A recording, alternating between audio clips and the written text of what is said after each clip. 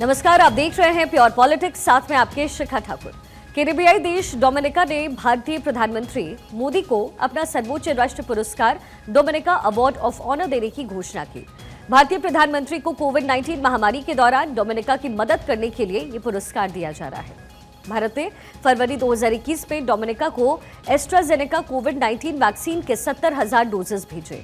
ये vaccine Dominica और उसके पड़ोसी कैरेबियाई देशों के काम आई। प्रधानमंत्री नरेंद्र मोदी के डोमिनिका के हेल्थ इंफ्रास्ट्रक्चर में सहयोग के लिए ये अवार्ड उन्हें दिया जा रहा है। डोमिनिका के राष्ट्रपति सिल्वेनी मर्टन प्रधानमंत्री मोदी को गुयाना में भारत और कैरिकॉम समिट के दौरान ये पुरस्कार देने वाले हैं।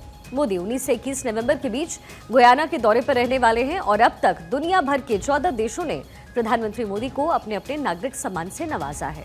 रशिया ने इसी साल 9 जुलाई को प्रधानमंत्री मोदी को देश के सर्वोच्च सम्मान ऑर्डर ऑफ सेंट एंड्रयू दी एस्टल से नवाजा।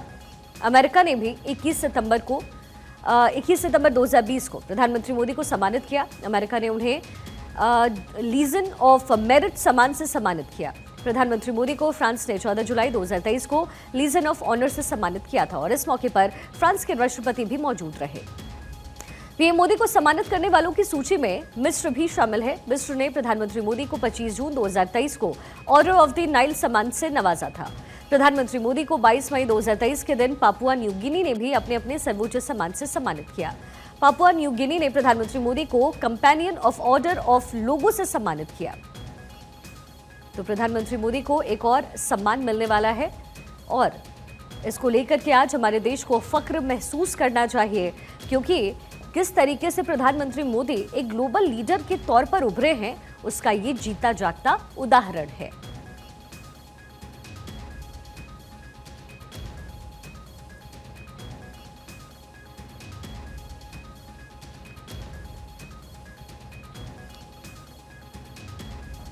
ग्लोबल लीडर के तौर पर प्रधानमंत्री मोदी उभरे हैं और ये इसका जीवंत उदाहरण पूरी दुनिया मोदी की मुरीद हो गई है। कैरेबियाई देश डोमिनिका ने अब भारतीय प्रधानमंत्री नरेंद्र मोदी को अपना सर्वोच्च राष्ट्र पुरस्कार डोमिनिका अवार्ड ऑफ ऑनर देने की घोषणा की है। भारतीय प्रधानमंत्री को कोविड-19 महामारी के दौरान डोमिनिका की मदद करने के लिए ये पुरस्कार दिया जा रहा है। हमारे पॉलिटिकल एडिटर अदिति रागर हमारे साथ कनेक्टेड हैं। अदिति, व्हेन वी से कि प्रधानमंत्री मोदी एक ग्लोबल लीडर हैं, तो ये जीता जागता उदाहरण है, क्योंकि अब तक 14 बार उन्हें सम्मानित किया गया है, 14 देशों ने उन्हें सम्मानित किया है और ये हम सब के लिए फख्र की बात है।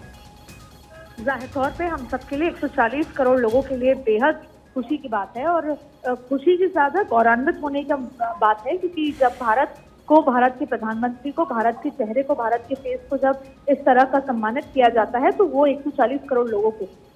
और आज देश में जब हम जाहिर तौर पे अब वो समय आ गया है जब हम वर्ल्ड ऑर्डर, वर्ल्ड सप्लाई, सबका जिक्र करते हैं और ऐसी स्थिति में जब प्रधानमंत्री नरेंद्र मोदी को इस तरह का सम्मान मिलता है और वो भी आपदा की स्थिति में, जब भी दुनिया वॉर की स्थिति में होती है तो भारत की तरफ देखती है। और जब कोविड-19 जैसी महामारी की स्थिति आई थी तो मुझे लगता है कि शायद भारत उन चंद देशों में से था जो इस तरह से स्टैंड कर गया और भारत इकलौते उन देशों में से था जिन्होंने खुद तो वैक्सीन बनाई ही, लेकिन दूसरे देशों को मदद की, दूसरे देशों की जनता को जीवन देने का काम किया। इसे बोलते हैं शायद लीडरशिप, और उसी लीडरशिप को आज सम्मानित किया जा रहा है। और ये केवल प्रधानमंत्री नरेंद्र मोदी का सम्मान नहीं है, ये 140 करोड़ लोगों का सम्मान है, क्योंकि वही 140 करोड़ लोग जब वोट चुनाव में उतरते हैं वो नरेंद्र मोदी जैसे लीडर को चुनते हैं और उनको यहाँ पर चुनकर प्रधानमंत्री बनाते हैं। क्योंकि प्रधानमंत्री या किसी देश के राष्ट्रपति जो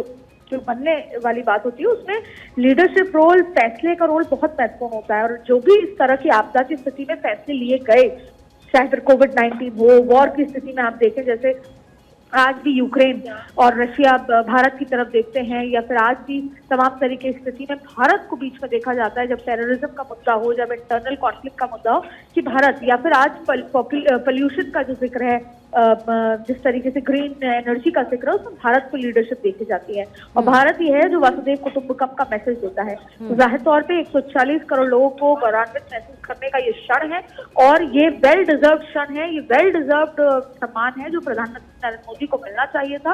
क्योंकि जिस तरह से आपदा में अक्सर ऐसी बात कही जाती है कि आप गलत फैसले ले लेते हैं या आप फैसले नहीं ले पाते, लेकिन उस समय ये फैसला लेना, क्योंकि उस समय तक अगर हम इंटरनल मैन्युफैक्चर की बात करें तो शायद पीईपी की किट्स हमारे यहाँ नहीं बनती थी, और उसके बाद हमारे यहाँ वैक्सीन जैसी चीजें बनी, और उसके बाद वो वैक्सीन न सिर्फ भारत बल्कि पूरे विश्व में वो वैक्सीन को दिया गया, और उससे स्थितियां बदल गई, क्योंकि वो शायद डरावना क्षण था। और उस समय प्रधानमंत्री मोदी की लीडरशिप न सिर्फ देश को बल्कि पूरी दुनिया को, और ऐसे आपदा में वो अपने आप में भारत के लिए तब भी गौरवान्वित महसूस करने वाली बात थी, और आज बिल्कुल। न्यूज रूम से मेरे सहयोगी पूर्णिमा मिश्रा भी इस समय हमारे साथ कनेक्टेड है। पूर्णिमा, वो वक्त मुझे याद आता है 2020 और फिर 21 और 22, जिस समय ये जो कोविड की वैक्सीन है वो बनाई गई, कई तरह के सवाल पूछे गए, भारत में इसका इस्तेमाल होना चाहिए या नहीं, पॉलिटिकल पार्टीज ने इस पर बहुत गंभीर सवाल खड़े किए, लेकिन वो जिस तरीके से उभर कर आया और फिर प्रधानमंत्री मोदी ने जैसे बाकी देशों की मदद की, ये वाकई गौरवान्वित करने वाला है। हाँ, भले देर से पहुंचा, लेकिन जब ये खबर मिली है तो वाकई आज पूरा देश गौरवान्वित महसूस कर रहा होगा। बिल्कुल शिखा, देखिए जब कहा जाता है कि आपको कोई सम्मान दे रहा है, मतलब आपने निश्चित तौर पर कोई ना कोई ऐसा सराहनीय, कोई एक एक्सेप्शनल काम किया है जिसने बहुत लोगों को लाभान्वित किया और उसके लिए आपको इस सम्मान से नवाजा जा रहा है। ये तो एक सम्मान है जिसमें आपने कोविड काल और भारत ने किस तरीके से दुनिया भर की मदद की, कैसे पड़ोसी मुल्कों की मदद की, और भारत उस वक्त क्या कर पाएगा, इस सवालिया निशान के साथ कई लोगों ने ऐसे संदेह की नजरों से भारत को देखा था। लेकिन भारत ने उस कोविड काल के दौरान हर किसी को झूठा साबित किया। साल 2016 से प्रधानमंत्री मोदी को जो सम्मान देने का सिलसिला शुरू हुआ, जिसकी शुरुआत सऊदी अरब ने की। अभी आप रशिया याद कर लीजिए, जब प्रधानमंत्री मोदी गए थे, और उससे पहले भी सिलसिलेवार तरीके से 14 बार से ज्यादा ऐसा हो चुका है जब प्रधानमंत्री मोदी को सर्वोच्च पुरस्कार से अलग अलग देशों ने नवाजा हो, उनको सम्मानित किया हो। क्योंकि आपने कोविड काल और उस दौरान चुनौतियां और उस दौरान उठाए गए सवालों का जिक्र किया शिखा, तो ये हम सब जानते हैं कि किस तरीके से पूरी दुनिया उस वक्त कोविड काल से ग्रसित थी। लोगों को यह भी नहीं पता था कि इस पैंडेमिक से कैसे निकलेंगे, क्योंकि भारत देश की आबादी इतनी ज्यादा है, लोगों को लगा कि ये एक तरीके का लोड है इस देश पर, ये इन्फेक्शन फैलेगा तो ये देश कैसे इस इन्फेक्शन को, इस पैंडेमिक को हैंडल कर पाएगा। लेकिन भारत को यह पता था कि जब कोई आपकी मदद नहीं करता तो आपको खुद की मदद के लिए स्वयं खड़ा होना पड़ता है। भारत ने न सिर्फ ये सोचा, करके दिखाया, बल्कि ये भी तय किया। जब प्रधानमंत्री नरेंद्र मोदी कहते हैं कि पूरा का पूरा प्लैनेट एक परिवार है, the planet is the family, और इसी बात को ध्यान में रखते हुए प्रधानमंत्री ने देश के साथ साथ दुनिया के अलग अलग देशों तक मदद पहुंचाई। पीपीई किट का जिक्र अब से थोड़ी देर पहले अदिति कर रही थी। आपदा में अवसर के तौर पर हमने ये देखा कि हमें पीपीई किट्स का मैन्युफैक्चर खुद करना होगा। हमने न सिर्फ उसकी मैन्युफैक्चरिंग की बल्कि दूसरे देशों को भी उपलब्ध करवाया। हमने ये भी मेक श्योर किया कि हम वैक्सीन कम समय में, ये कैसी उपलब्धि थी शिखा जिसको शायद सोचना और सोच के कर पाना, इसीलिए कहते हैं स्काई इज द लिमिट। आपने जब बड़ा सोच लिया है तो आप उसको कर भी दिखाएंगे, और यही उस कोविड काल के दौरान हुआ जब भारत इस निष्कर्ष पर पहुंचा कि हमें अपनी मदद स्वयं करनी होगी और हमें एक बहुत कम अवधि में उस वैक्सीन का निर्माण करना होगा, उस वैक्सीन को सृजित करना होगा। भारत ने न सिर्फ अपने लिए वो वैक्सीन बनवाई बल्कि उन देशों को भी उपलब्ध करवाया जिनके पास वो कैपेसिटी नहीं थी इस तरीके के पैंडेमिक को झेलने की या फिर उससे पार पाने की। और जाहिर है कि अगर डोमिनिक की तरफ से इस मौके को भुनाया गया या फिर इस मौके पर यह पहचाना गया कि प्रधानमंत्री मोदी वेल डिजर्व्ड हैं इस सम्मान के लिए आज उनकी तरफ से, क्योंकि हालांकि शिखा देखिए हम लगातार ये बता तो रहे हैं कि प्रधानमंत्री को किस तरीके से सम्मान से नवाजा गया है, और आप जब उन सम्मान के शीर्षक देखेंगे तो आपको यह समझ में आएगा कि ये कितनी बड़ी उपलब्धि है। जैसे कि मैं 2016 से जब सऊदी अरब ने सम्मानित किया प्रधानमंत्री मोदी को, और अफगानिस्तान ने स्टेट ऑफ गाजी और अमानतुल्लाह खान, फिर 2018 में फिलिस्तीन ने grand collar of the state of फिलिस्तीन के सम्मान से नवाजा, फिर सर्वोच्च नागरिक सम्मान, और ऐसे न जाने कितने सम्मान। जैसा कि मैंने कहा 2016 से यह सिलसिला शुरू हुआ, फिर रूस ने ऑर्डर ऑफ सेंट एंड्रयूज पुरस्कार से 9 जुलाई को प्रधानमंत्री मोदी को नवाजा, और इसी तरीके से सिलसिला। आप ये सोचिए कि किसी एक भारतीय के लिए कितना गौरवान्वित क्षण हो सकता है जब यह पता हो कि आपके देश को लीड करने वाला लीडर अलग अलग दुनिया के देशों में सम्मानित किया जा रहा है। जाहिर बात है कि हम सबके लिए यह बहुत खुशी की बात है, प्रेरणादायक स्रोत है कि कैसे भारत देश आगे बढ़ रहा है। और भारत की ये धमक कितनी मजबूत है कि हम जो करते हैं उसकी सराहना पूरी दुनिया में होती है और पूरी दुनिया उसको सम्मान के तौर पर जब प्रधानमंत्री मोदी को देती है तो ऐसा लगता है कि ये पुरस्कार आपके और मेरे घर में आया है। ये प्रधानमंत्री नरेंद्र मोदी को सिर्फ अकेले नहीं मिला है, ये 140 करोड़ भारतीयों का पुरस्कार है और उस देश को लीड करने वाली एक शख्सियत है जो कि ना सिर्फ ग्लोबल रैंकिंग में टॉप पर है। आप ये देखिए, बड़े बड़े नेता जो ये कहते हैं कि वो कितने बड़े धुरंधर हैं, बड़े बड़े नेता जो ये कहते हैं कि हमने क्या नहीं करके दिखाया है, प्रधानमंत्री मोदी जब ग्लोबल लेवल पर रैंकिंग होती है तो पूरी दुनिया की पसंद में टॉप पर बने हुए हैं। और अगर पूरी दुनिया प्रधानमंत्री नरेंद्र मोदी को पसंद करती है तो कैसे दुनिया के अलग अलग देश प्रधानमंत्री को सम्मान से ना नवाजे, ऐसा संभव कैसे हो सकता है? बिल्कुल। शिखा। और पूर्णिमा, सबसे बड़ी बात यह है कि स्वास्थ्य का क्षेत्र हो या फिर रक्षा का क्षेत्र हो, वो समय बहुत पहले था और ये वो वक्त बीत चुका है जब आयात निर्यात का खेल होता था और हम सिर्फ आयात कर पाते थे, निर्यात में हम पीछे रह जाते थे। लेकिन रक्षा के क्षेत्र में जिस तरीके से भारत देश पूरा बढ़ा है, कहीं ना कहीं ये जो योगदान है सबसे बड़ा वो प्रधानमंत्री मोदी का ही है। बिल्कुल। और आप सोचिए, प्रधानमंत्री मोदी ने ऐसे बहुत सारे विजन ऑफ 2047 की बात प्रधानमंत्री हर एक मन से शिखा करते हैं, लेकिन सबसे पहले अगर लोकल के लिए वोकल होने का किसी ने मंत्र दिया तो वो प्रधानमंत्री नरेंद्र मोदी ने दिया। प्रधानमंत्री नरेंद्र मोदी ने कहा कि हम अपने आप को मैन्युफैक्चरिंग हब के तौर पर मजबूत करेंगे। प्रधानमंत्री मोदी ने मेक इन इंडिया का नारा दिया और उसके बाद ये मेक श्योर किया कि हम दूसरे देशों पर अपनी निर्भरता को कम करें, जिसका रीसेंट एग्जाम्पल आप तेल के तौर पर देखिए। हम किस तरीके से जो मिडिल ईस्ट कंट्रीज थी उन पर तेल को लेकर निर्भर रहते थे। फिर आप याद करिए कि कैसे जब रशिया और यूक्रेन के बीच युद्ध हुआ और तमाम यूरोपियन कंट्रीज ने रशिया पर सैंक्शंस लगाए, यानी कि सैंक्शंस की शर्तें कुछ ऐसी थी कि वो सीधे रूस से तेल नहीं ले सकते थे। भारत ने क्या किया? भारत ने सस्ते दाम पर रूस से वो तेल खरीदा, उसको रिफाइन किया और वही तेल बेचा किसे? पूरी की पूरी यूरोपियन कंट्रीज और नेटो देशों को, जो कि रूस से सीधा तेल नहीं खरीद रहे थे। जाहिर बात है कि भारत अपनी स्ट्रैटेजी के साथ आगे बढ़ा, भारत ने अपनी स्थिति को तो मजबूत किया ही, रशिया को भी इन सैंक्शंस का कोई प्रभाव नहीं पड़ने दिया। रूस तो दोस्त है भारत का और इसके साथ साथ तमाम पड़ोसी मुल्क जिनको भारत लगातार मदद करता रहा है। फिर उसके बाद इसके साथ साथ सेमीकंडक्टर के क्षेत्र में अलग अलग ऐसे क्षेत्र जहां पर प्रधानमंत्री मोदी ने तय किया कि हमें अपनी मैन्युफैक्चरिंग को मजबूत करना होगा। जो हमारी लेबर फोर्स है वो इतनी ज्यादा मजबूत है कि हमें उसका बेहतर इस्तेमाल करना होगा। इसीलिए उस लेबर फोर्स को, जिसको भले ही तमाम देश कहे कि अरे भारत की आबादी तो इतनी ज्यादा है, भारत की आबादी तो उनके ऊपर एक लायबिलिटी है, लेकिन प्रधानमंत्री मोदी ने तय किया कि दुनिया इसको भले ही लायबिलिटी कहे लेकिन हम इसको एक एसेट के तौर पर इस्तेमाल करेंगे। और इसी एसेट के तौर पर भारत की पॉपुलेशन को न सिर्फ एक मजबूत लेबर फोर्स के साथ साथ बल्कि एक मैन्युफैक्चरिंग हब बनाने के लिए अलग अलग छोटे यूनिट्स, बड़ी बड़ी फैक्ट्रीज, मिल्स, इसके साथ अलग अलग दुनिया के देशों से आता हुआ इन्वेस्टमेंट यहां पर रोजगार के अवसर पैदा करता गया। आपने डिफेंस और रक्षा क्षेत्र की बात की, हम हथियारों को लेकर बहुत सारी ऐसी कंट्रीज रहे जिन पर निर्भर रहे और बहुत सारी यूरोपियन कंट्रीज से लेकर खुद रशिया के ऊपर हमारी सबसे ज्यादा निर्भरता थी। लेकिन हमने क्या किया? हमने अपनी तकनीक को साझा करने के साथ साथ हमने मेक श्योर किया कि हम यहीं पर हथियारों को बनाएंगे, हम यही भारत देश में हथियारों का निर्माण करेंगे।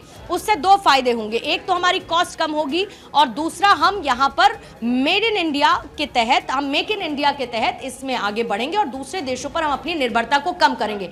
जाहिर बात है कि जब आपको किसी दूसरे देश पर निर्भरता है ही नहीं, आप अपने आप में इतने सक्षम हैं तो आप स्टैंड आउट भी कर सकते हैं। आपको किसी की जरूरत है ही नहीं तो कोई आपकी तरफ आंखें तरेर कर भी नहीं देख सकता है। और भारत ने यह पहले ही तय किया, प्रधानमंत्री नरेंद्र मोदी ने पहले ही तय किया कि कैसे हमें अपने आप को मजबूत करना है। देखिए शिखा, दूसरे देशों की मदद एक तरफ, ये भारत की नीति भी है और भारत की नीयत भी है कि हमें दूसरे देशों की मदद करनी है, लेकिन जाहिर बात है कि पहले खुद के घर को मजबूत करना होगा।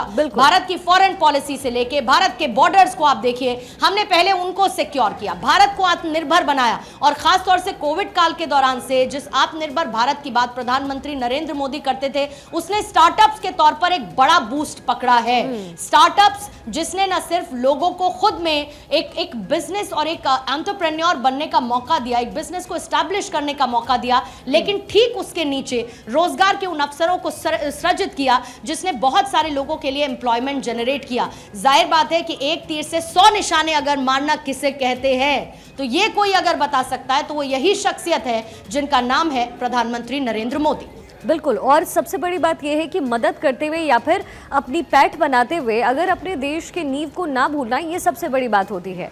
अगर अनाज की बात करें तो ये निर्यात हमेशा से होता रहा है पूर्णिमा, दूसरे देशों को कंट्रीज तक पहुंचता रहा, लेकिन अब श्री अन्न योजना के तहत ये जो अनाज है वो एक्सपोर्ट किया जा रहा है। अब जाहिर है जो नाम है वो भारत से जुड़ता है, और जब हम श्री कहते हैं और अन्न को उससे जोड़ते हैं तो कहीं ना कहीं भारत का नाम भी प्रख्यात होता है।